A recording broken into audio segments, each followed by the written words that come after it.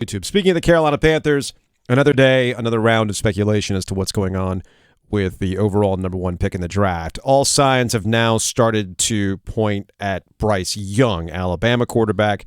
It's not lost on me that he met with the team, but the Panthers are also set to meet with other quarterbacks this week, including Will Levis. Bridget Condon of NFL Network, friend of the program. I put her clip in the doc there, Dennis.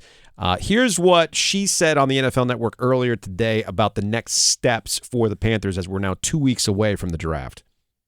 Will Levis and C.J. Stroud will both be there on Tuesday for their top 30 visits. And this team, they have a lot of feeling of who they might want, but what I'm hearing is there's no final decision that's being made. They want to keep an open mind as much as they can until they get through these last two top 30 visits. Then next week, the scouts will come in, the coaches will come in, they'll really talk about it and figure out who they're going to pick. It's not draft day, they wake up and say, this is the guy, right? They're starting to finalize that decision. But there's a lot of excitement around this team right now because David Tepper, Scott Fitterer, this is the first time that they really can put their mark on it. They've tried with some other quarterbacks around the league. Things haven't panned out, but now they can pick their guy, bring him in, mold him, develop him, and hope that this is the beginning of their next chapter. Remember, Andrew, they've done so much work in years past, fixing the offensive line, working on the defense. They've done in free agency, tried to replace losing DJ Moore, losing Christian McCaffrey, and now they're hoping that this last piece is going to be what turns the page for the Carolina Panthers. So there you go. There's Bridget Condon, NFL Network, our friend, on the latest of what's going on over at Bank of America Stadium.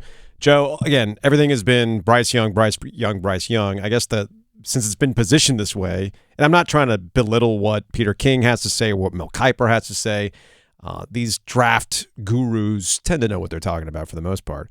So now, as fans have started to kind of get their minds around, well, okay, fine, Bryce Young, it's, well, what can Will Levis actually do in these conversations to change anybody's mind?